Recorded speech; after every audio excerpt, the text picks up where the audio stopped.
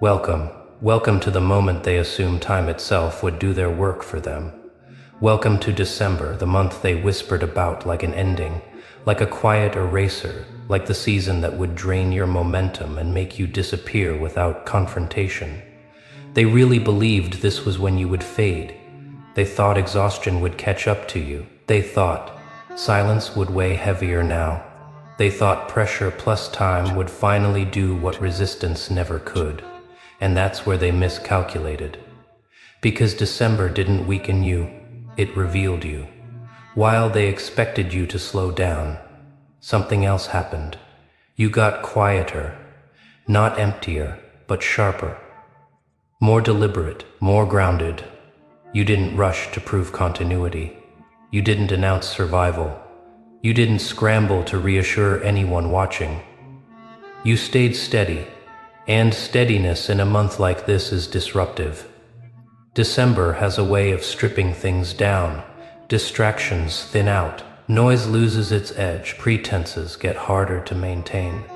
People feel exposed by time alone with their own thoughts. And while others were managing appearances, you were managing alignment. That difference mattered. They thought December would finish you because they assumed your strength came from momentum, from external energy, from constant motion. They thought slowing seasons break people like you. They didn't realize you weren't powered by speed. You were powered by integration. As the environment grew heavier, you didn't collapse under it. You settled into it. You moved with the weight instead of fighting it. And the more you did, the more obvious it became that what they mistook for fragility was actually containment. You weren't losing energy, you were concentrating it. That's when the exposure started, not loudly, not publicly, subtly. People began noticing contradictions, the ones who talked about resilience but panicked in quiet moments. The ones who preached control but couldn't handle stillness. The ones who assumed you'd unravel because deep down they knew they would. December didn't expose you. It exposed who relied on seasons to do their dirty work. You felt the shift in tone first, the way confidence turned brittle, the way certainty became defensive, the way conversations about you changed, from assumptions to questions, from dismissal to monitoring. They started checking whether you were still standing, and that alone told you everything. Because if December were finishing you, they wouldn't need to look. You didn't announce growth. You didn't rebrand yourself for the season. You didn't dramatize endurance. You let the month pass through you the way winter passes through something rooted, quietly, inevitably. And while they were waiting for signs of decline, they missed something else unfolding. Their own cracks became visible, their impatience, their reliance on momentum they didn't control, their need for outcomes to validate them before the year closed. You had no such urgency. You weren't racing the calendar. You weren't negotiating with time. You weren't afraid of endings. Because you weren't ending, you were settling deeper. December has a way of forcing truth to the surface. The distractions fall away, the noise thins, and what's left either holds or it doesn't. You held without resistance, without dramatics, without explanation. That's what exposed them. They expected emotional leakage, frustration, doubt, fatigue. Instead, they saw restraint, timing, silence that didn't collapse into withdrawal, presence that didn't beg for reassurance. They didn't know how to read that because they were projecting their own limits onto you. They thought the quiet would swallow you, but the quiet became your territory. They thought isolation would shrink you, but isolation refined you. They thought reduced attention would weaken you, but reduced noise clarified you. December stripped away excess, and what remained was undeniable. You noticed how the narrative flipped without announcement, how people stopped saying wait until December and started saying nothing at all, how the certainty they once carried couldn't survive contact with your consistency. You didn't defeat anyone, you outlasted illusions. That's the part no one likes to admit. Exposure rarely comes from confrontation. It comes from contrast, from watching someone move through conditions that would break others. Without changing who they are, you didn't harden. You didn't perform resilience. You didn't weaponize endurance. You simply stayed aligned. And alignment doesn't crack under seasonal pressure. Now December is almost done, or already settling into its final stretch, and the silence around you feels different. Not neglect, awareness. The kind that watches without knowing what to say anymore. They thought this month would close your chapter. Instead, it closed their assumptions, and this is only the beginning of part 1. Because what December revealed doesn't disappear when the calendar turns. Exposure doesn't reset with a new month. What was seen stays seen. They didn't lose because you attacked. They were exposed because you didn't break. And the quiet truth settling in now is heavier than anything they expected. If December couldn't finish you, nothing they were counting on ever will. What they didn't anticipate was how time would flip the pressure back onto them. They assumed December would work quietly in their favor, that the weight of the season would drain you, slow you down, make your edges softer in a way that looked like decline. They counted on distraction, on fatigue, on the idea that people grow fragile when the year starts closing in on itself.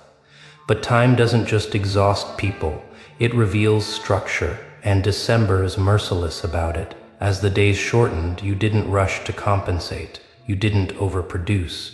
You didn't scramble to stay visible. You didn't chase reassurance. You let the rhythm change, and that alone made you stand out. Because while others were reacting to the calendar, you were responding to yourself. That's when the imbalance became impossible to ignore. They were speeding up while you were slowing down. They were talking more while you were saying less. They were signaling urgency while you stayed deliberate.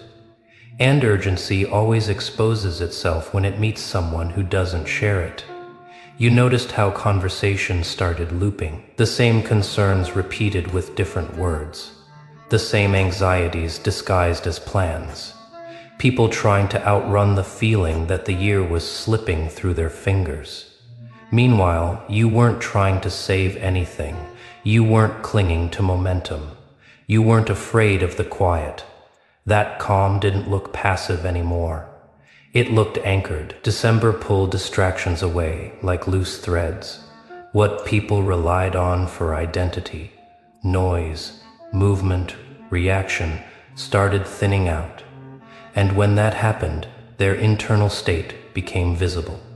Some grew restless, some became defensive, some tried to reassert control through volume.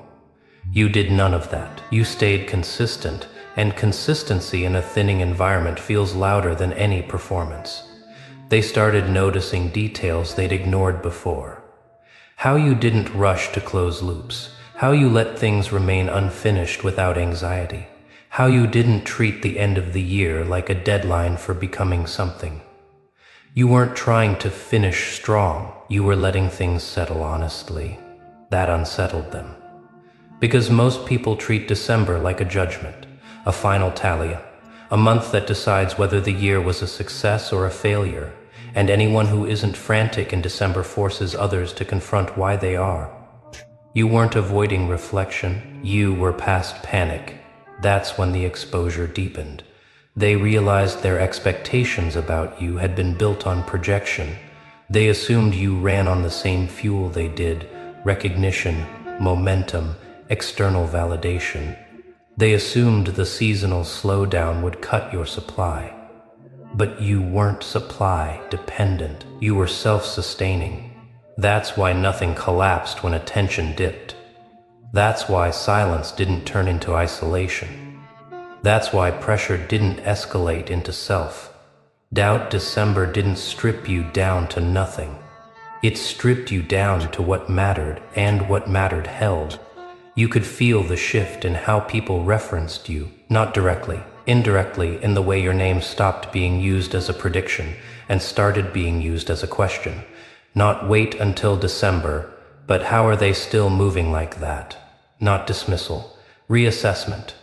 Reassessment always follows exposure.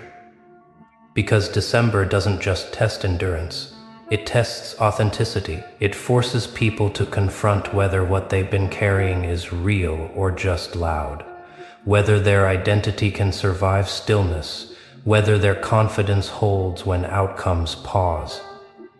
Yours did, and that contrast grew sharper every week. They expected you to lose clarity as the year closed. Instead, you gained it. With fewer distractions, your decisions became cleaner, your boundaries clearer, your timing more exact. You weren't reacting to the season, you were using it, not strategically, naturally. You let the quiet sharpen you instead of dull you. That's what exposed the difference between coping and alignment. Others were coping with December, managing moods, fighting fatigue, performing optimism. You were aligned with it, letting it compress your focus instead of draining it. And alignment always looks unfair to people still negotiating with circumstances. They thought December would finish you because they misunderstood your foundation. They thought you were built on output. You were built on coherence. They thought you needed momentum. You needed truth. They thought slowing down meant weakness. You understood it as precision. That misunderstanding became obvious as the month progressed. Their energy frayed, yours consolidated. Their narratives grew louder. Yours grew quieter and more undeniable. You didn't need to prove anything this month. You let the month prove something for you. It revealed who relied on conditions being favorable. It revealed who needed noise to feel powerful. It revealed who panicked when time stopped cooperating. And by contrast, it revealed you, not as someone invincible, as someone rooted. Rooted people don't collapse in winter. They conserve. They deepen. They prepare without announcing preparation. And when others are busy managing appearances, rooted people are doing internal work that doesn't show up until later. December is where that work becomes visible. They didn't see a breakdown, they saw composure. They didn't see retreat, they saw restraint. They didn't see an ending, they saw continuity. And continuity is threatening to anyone who was waiting for your chapter to close on its own. They assumed time would do their job for them. But time doesn't pick sides. It exposes foundations. And the longer December went on, the clearer it became, the pressure they expected to crush. You had nowhere to land. It slid off. It reflected back. It showed them exactly what they were projecting. That realization sat heavy. Because once you realize someone isn't affected by the conditions you rely on, you have to question your own stability. You have to ask whether you're built for stillness or just motion. Whether your confidence is internal or seasonal. December asked those questions brutally. You answered without words, by moving deliberately, by not changing who you were just because the calendar did. They thought December would finish you. Instead, it finished the illusion that you were fragile. And illusions, once exposed by time, don't come back with the new year. They linger as doubt, as hesitation, as the quiet understanding that whatever you're carrying isn't dependent on momentum, attention, or favorable seasons. It's integrated, and December made that impossible to deny. And when December finally loosened its grip, the exposure didn't disappear with it. That's the part they didn't plan for. They thought the month was the event, the test, the pressure chamber. They assumed that once the calendar turned, everything would reset.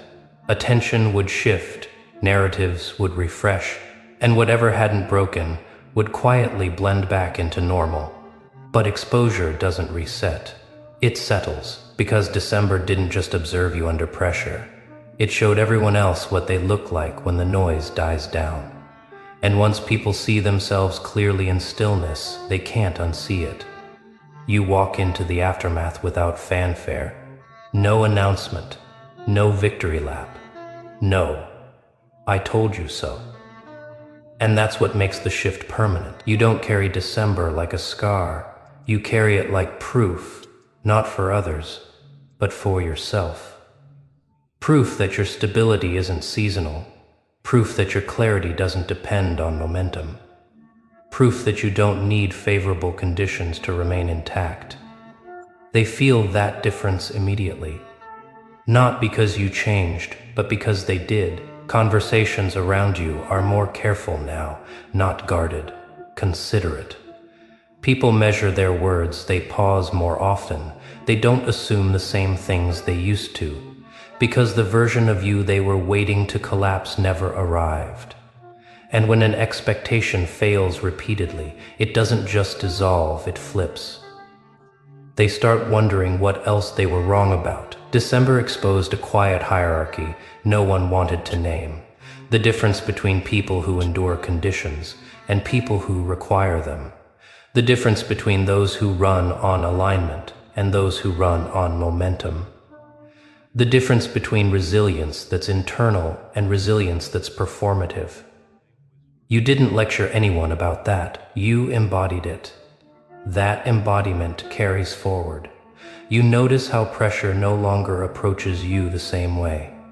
It doesn't lean in confidently anymore.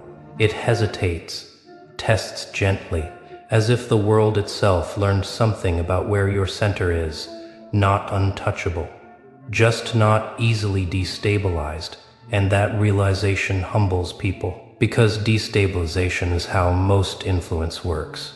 People push to see what moves, they apply pressure to find cracks. They rely on reactions to calibrate power. But December proved something inconvenient.